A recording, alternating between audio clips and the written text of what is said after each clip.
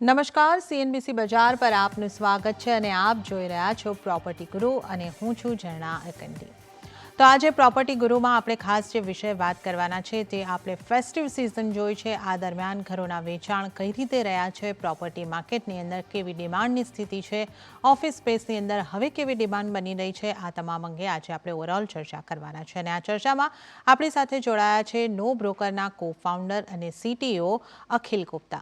अखिल जी, स्वागत है आपका सीएनबीसी बाजार पर. अखिल जी, जैसे कि हमने इस बार फुल फ्लैज में शायद 2 साल के बाद दिवाली मनाई है और जिस तरीके से हमने एक्सपेक्ट किया था कि इस साल लोगों में घरों की खरीदारी के लिए भी रुझान बहुत अच्छा रहेगा, तो इस ओवरऑल फेस्टिव सीज़न को आपने किस तरह से वाइंड अप होते हुए देखा है, किस तरह से घरों की डिमांड और बिक्री होते हुए आपने देखी है? सभी को नमस्कार और happy Diwali to all of you. जैसा कि आपने कहा कि इस बार 2 साल बाद हमने शायद अच्छे से दिवाली मनाई है, बिल्कुल सही बात है। पिछले 2 साल कोविड की वजह से किसी न किसी कारणवश दिवाली पे कुछ खास हो नहीं पाया। तो इस बार जैसा आप कह रही हैं वैसा ही हमने देखा है। फेस्टिव सीजन के अंदर घरों की डिमांड बहुत अच्छी रही है। लोगों ने बहुत उत्साह के साथ घरों को खरीदा है और हमने हमारे पोर्टल के ऊपर भी बहुत डिमांड को ऊपर जाते हुए देखा है। और इसके मुख्य कारण यही रहे हैं कि लास्ट 2 साल के अंदर कंज्यूमर ने ये समझा है कि अच्छे घर की क्या अहमियत है उनके जीवन के अंदर। पहले अच्छा घर, क्योंकि अब लोग अपने आप को घर से काम करने के लिए, जो कि हम वर्क फ्रॉम होम बोलते हैं, उसके लिए भी तैयार रखना चाहते हैं। उसके लिए शायद उनको बड़े घर की ज़रूरत है।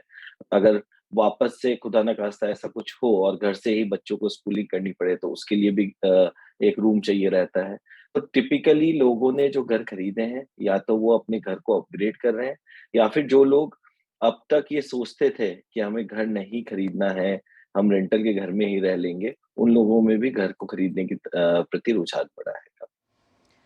ઓકે, તો અહીંયા આગળ આપણે જે રીતે ચર્ચા કરી રહ્યા છે અત્યારે પણ, અને આપણે સતત આપણા આ શોની અંદર જે રીતે ચર્ચા કરતા આવ્યા છે કે કોવિડ દરમિયાન લોકોએ પોતાના ઘરના મહત્ત્વને સમજ્યું છે, પોતાનું ઘર લેવાનું લોકો ઈચ્છી રહ્યા છે અને જેની પાસે પોતાનું ઘર હતું હવે એ મોટું ઘર લેવાની ઈચ્છા રાખી રહ્યા છે. અને આ જે સેન્ટિમેન્ટની અંદર મોટો જે બદલાવ આવ્યો છે એને કારણે ખાસી એવી ડિમાન્ડ આપણે વધતી જોઈએ છે. અને જ્યારે ફેસ્ટિવલ સિઝન હોય છે ત્યારે એક અલગ માહોલ બનતો હોય છે અને સેન્ટિમેન્ટ પણ બૂસ્ટ થતા હોય છે. તો અહીંયા આગળ આપણે જે રીતે આ ફેસ્ટિવ સિઝનમાં પણ જોઈ શક્યા છે કે આ વખતે આપણે ઘરોની खरीदारी सारी एवी रहती જોઈ છે. अखिल जी, आगे आपसे ये समझना चाहती हूँ कि जिस तरीके से हम अगर इकोनॉमी की बात अगर करें तो हम जिस तरीके से देख रहे हैं कि महंगाई बढ़ती जा रही है, आईएमएफ ने भी ग्रोथ का जो उनका अनुमान था वो कम कर दिया है, एक तरफ से हम देखें तो रुपया भी डेप्रिशिएट होता जा रहा है, इन सब के बावजूद भी घरों की बिक्री बढ़ रही है, तो इसे हमें कैसे देखना चाहिए, इसके मायने हमें किस तरीके से समझने चाहिए? बिल्कुल। तो आप अगर देखें, एक तरफ कि आईएमएफ ने ग्रोथ की रेट कम कर दी है, बट उसके साथ में आप एक और चीज़ समझिए कि लास्ट 2 ढाई साल के अंदर जब मार्केट के अंदर स्पेंडिंग नहीं हो रही थी, तो लोगों ने बहुत पैसा बचाया है। तो लोगों के पास सेविंग बढ़ी है। उस सेविंग से उनके पास आज डाउन पेमेंट करने की पावर है। और जब डाउन पेमेंट करने की पावर है, तो लोगों ने, और अभी होम लोन्स की रेट अब बढ़ रही है, बट अगर आप पिछले 1 डेढ़ साल के अंदर देखें तो होम लोन्स काफ़ी सस्ती रेट्स पे अवेलेबल थे, और इवन नाउ जो होम लोन्स की रेट है वो पहले के मुकाबले सस्ती है।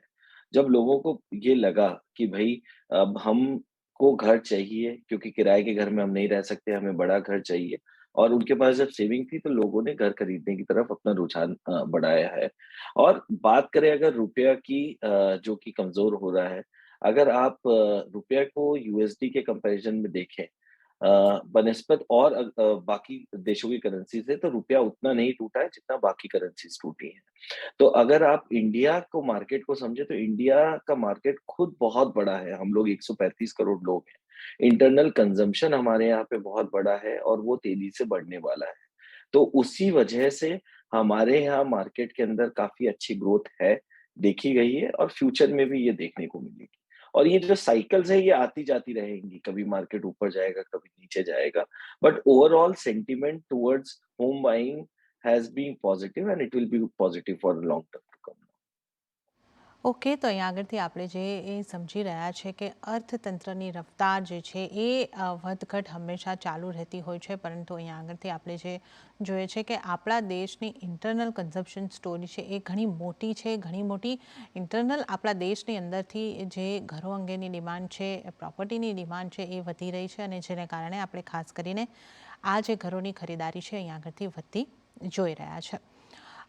अभी आगे मैं आपसे ये समझना चाहूँगी कि इस फेस्टिव सीज़न में अगर हम ख़ास तौर पर अगर मैं बात करूँ महाराष्ट्र की और गुजरात की, मुंबई के अंदर हमने दो बड़े प्रॉपर्टी एक्सपो होते हुए देखे। नरेडको ने एक किया, क्रेडाई ने एक एक्सपो किया, अहमदाबाद में भी क्रेडाई का एक प्रॉपर्टी एक्सपो हुआ है।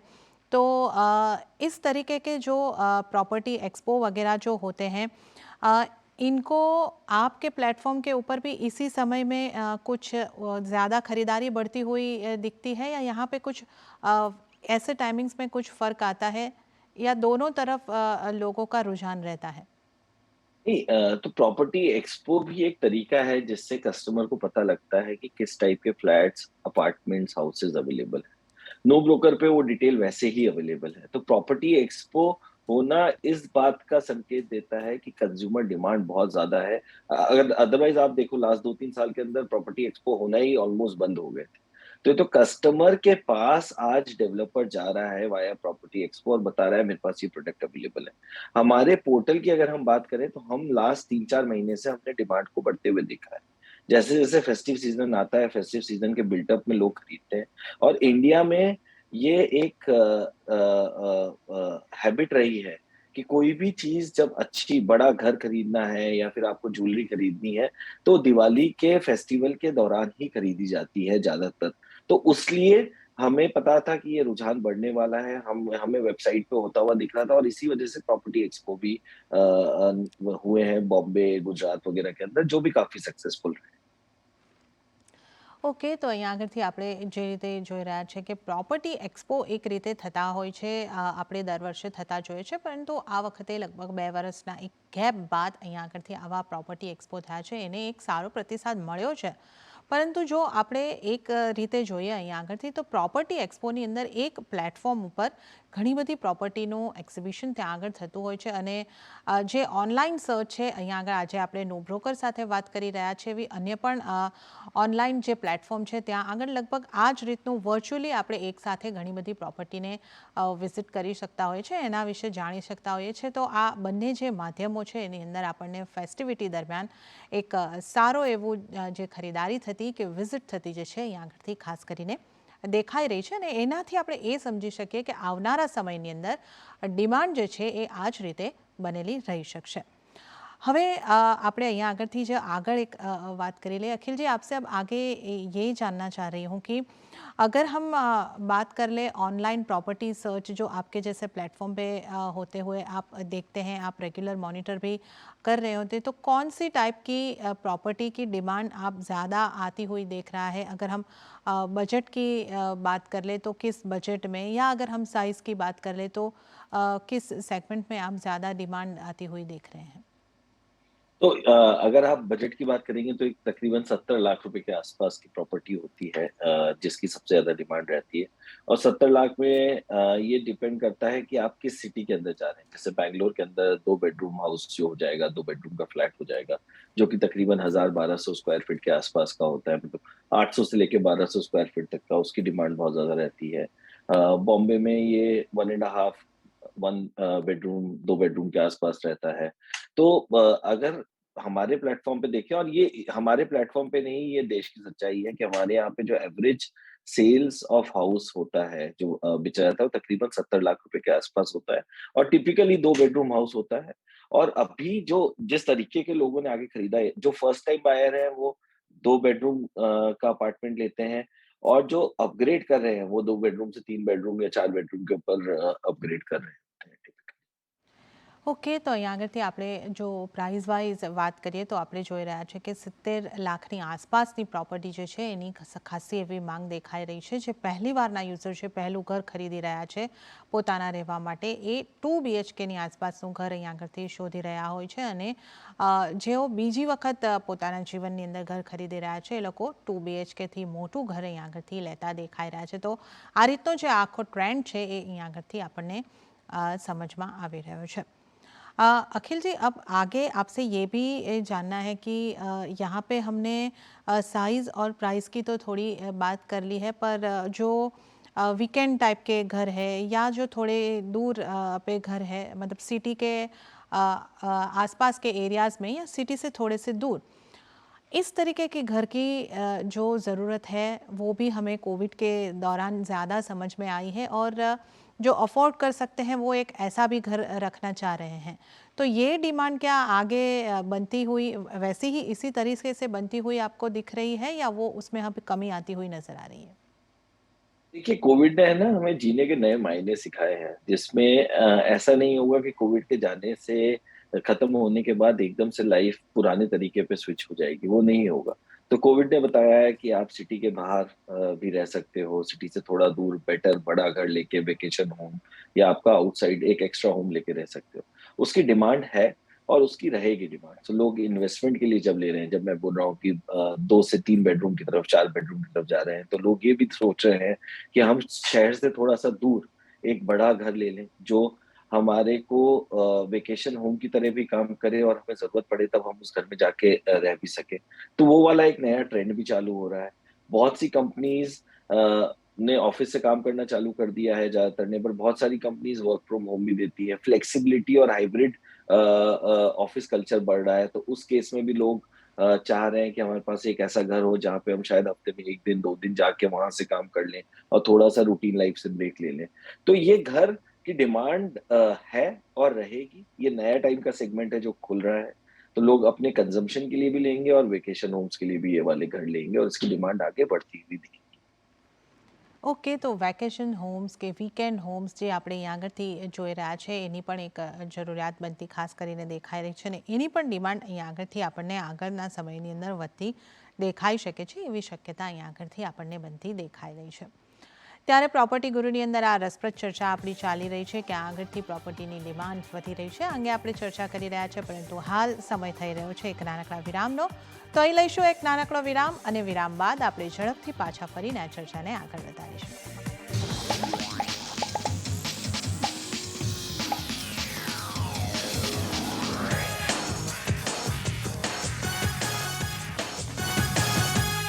વિરામ બાદ પ્રોપર્ટી ગુરુની અંદર આપનું ફરી એક વખત હું ઝરણા કંઠી સ્વાગત કરું છું. અને આજે આપણી સાથે ચર્ચાની અંદર નો બ્રોકરના કો ફાઉન્ડર અને CTO અખિલ ગુપ્તા જોડાયેલા છે. અને આપણે અહીં આગળથી વાત કરી રહ્યા છે દિવાળીની અંદર પ્રોપર્ટી માર્કેટની અંદર કેટલું બૂસ્ટ આવ્યું છે, ક્યાં માંગ વધી છે, આ તમામ અંગે આપણે અહીં આગળથી બ્રેકના પહેલાં તો ચર્चा કરી જ છે. આ ચર્ચાને આપણે આગળ વધારીએ तो अखिल जी, हमने अब तक जो यहाँ पर बात की है कि किस तरीके की डिमांड हमने फेस्टिव सीज़न में बढ़ती हुई देखी है, और जैसे कि हम अभी बात कर रहे थे कि अब जो हम देख रहे हैं कि ज़्यादातर कंपनियों ने, कुछ कंपनी हाइब्रिड मॉडल पे आई है, कुछ कंपनीज ने अब वर्क फ्रॉम ऑफिस ही वापस से स्टार्ट कर दिया है.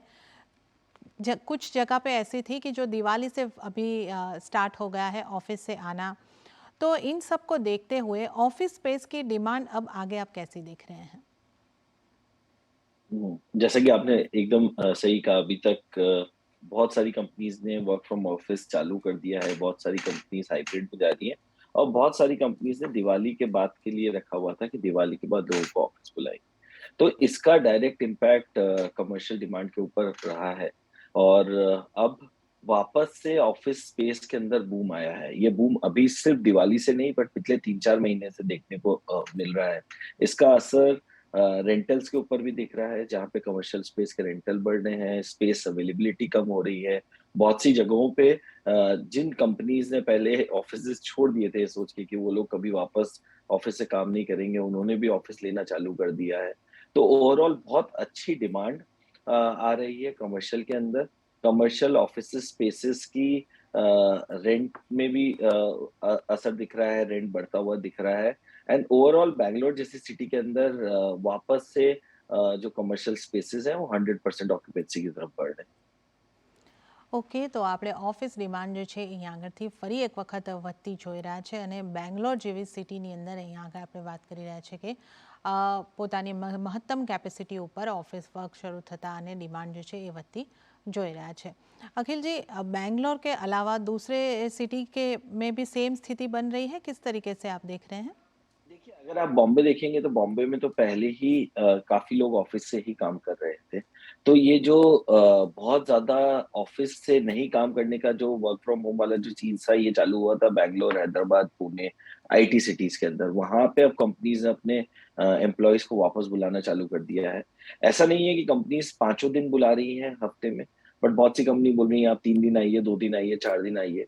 तो उसके लिए भी उनको स्पेस की ज़रूरत है और जब स्पेस की ज़रूरत है, तो इस तरीके से ये हो सकता है कि 100 सीट की जगह में भी 80 सीट चाहिए हो क्योंकि वो लोग उस चीज़ में ऑप्टिमाइज़ कर दें कि एक दिन पे मेरे पास ओनली 80% ऑफ द वर्कफोर्स आने वाला है या 20-30% ऑफ द वर्कफोर्स घर से काम करने वाला है। बट ओवरऑल डिमांड जो है, जो लोग ऑफिस से काम करने लगे हैं, वो बढ़ रहे हैं और उसी वजह से सब सिटीज़ के अंदर not only in Bangalore commercial demand बढ़ रही है और आप देखेंगे बहुत सारे कमर्शियल लॉन्चेस भी होने लग गए हैं इस वजह से। ઓકે, તો આપણે અહીં આગળથી જોઈ રહ્યા છે કે ઘણા બધા કમર્શિયલ લોન્ચ પણ અહીં આગળથી થતા દેખાઈ રહ્યા છે અને મુંબઈ હોય, બેંગ્લોર હોય, પૂના હોય, જ્યાં આઈટી કંપનીઓ છે ત્યાં આગળ આપણે ફૂલ જોશની અંદર આપણે ડિમાન્ડ જે છે ઓફિસ સ્પેસની ખાસ કરીને કમર્શિયલની વધતી જોઈ રહ્યા છે। अ, अखिल जी, हमने जो नो ब्रोकर के साथ पिछला एक इंटरेक्शन किया था, हमारे शो में बातचीत की थी, अमित जी के साथ की थी, उसपे हमने बात की थी कि खास करके दुकान जो छोटी छोटी दुकानें हैं वो रेंट पे बहुत जल्दी जा रही है। और हम मुझे याद है कि हम जिस तरीके से बात करते सेम डे जो लिस्ट हुई है वो सेम डे भी उनको वो रेंट आउट हो रही है। इस तरीके की स्थिति बनती हुई एक समय में हमने देखी थी। तो अभी ये जो छोटे शॉप्स या छोटे ऑफिसेज जो कमर्शियल है उसका डिमांड ऐसी ही बनी हुई है, किस तरीके से अब स्थिति बन रही है? देखिए कोविड के बाद जब लोगों ने अपने बिज़नेस वापस से स्टार्ट किया और एक और चीज़ जो अभी इंडियन कंज्यूमर ने सीखा है कि रिटेल जो सेगमेंट है, वो खत्म नहीं हो रहा है। पहले हमें ये लग रहा था कि सब कुछ ऑनलाइन चला जाएगा, लोग कपड़े, खाना-वाना सब कुछ ऑनलाइन खरीदेंगे, बट वैसा नहीं है। तो लोग रिटेल सेगमेंट में लोग बाज़ार में जा रहे हैं, वहाँ पे जाके शॉपिंग करना चाहते हैं और उस वजह से ये जो छोटे ऑफ़िस और दुकानें इनकी जो रिक्वायरमेंट है वो बढ़ ही रही है, वो कम नहीं हो रही है और इस वजह से इसमें डिमांड बहुत ज़्यादा देखी जा रही है। जैसे कि आपके पिछले सेगमेंट में भी बात हुई थी।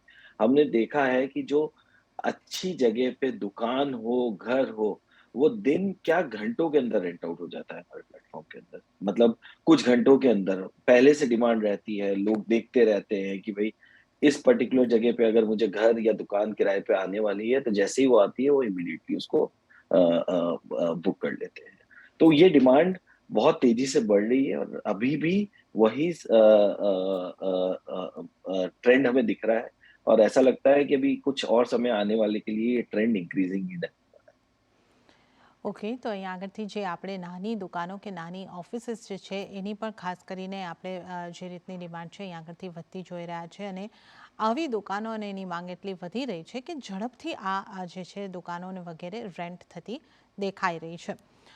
तो अखिल जी, अब हम अगर आने वाले साल की अगर बात कर लें तो आने वाला साल आप किस तरीके से रियल एस्टेट के लिए देख रहे हैं, इन टर्म्स ऑफ डेवलपर्स के लिए, ग्राहकों के लिए, खरीदारी के लिए, मतलब ग्राहकों के लिए कितना अच्छा रह सकता है, डेवलपर्स के लिए कितना अच्छा रह सकता है, और साथ ही साथ आपके जैसे जो प्लेटफॉर्म है उनके लिए आने वाला साल कैसा रह सकता है?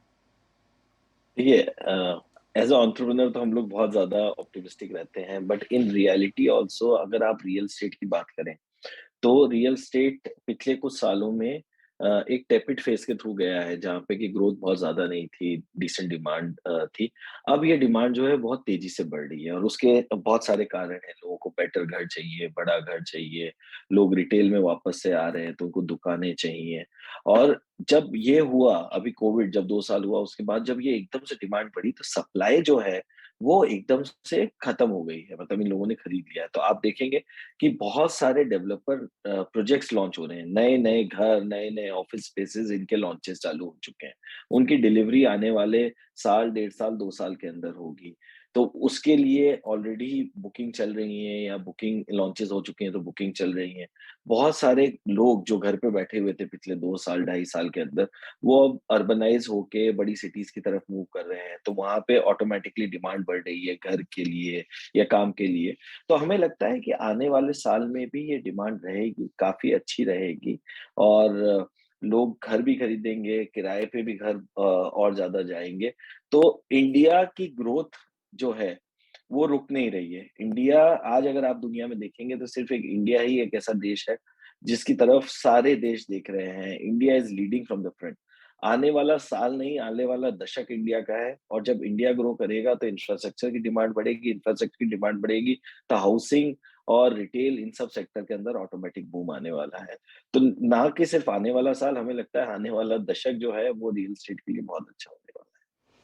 ઓકે તો અહીં આગળથી જે રીતે આપણે વાત કરી રહ્યા છે ભારતનું અર્થતંત્ર છે એ ખૂબ વિકસી રહ્યું છે ઇન્ફ્રાસ્ટ્રક્ચર વિકસી રહ્યું છે તો ઓટોમેટિકલી અહીંયા આગળથી આપણે રિયલ એસ્ટેટની અંદર પણ આપણે આવનારો ખાલી વર્ષ નહીં પરંતુ આવનારો આખો દશક ખૂબ સારો રહી શકે છે એ રીતની અહીં આગળથી આ ચર્ચાનો નિષ્કર્ષ બનતો દેખાઈ રહ્યો છે।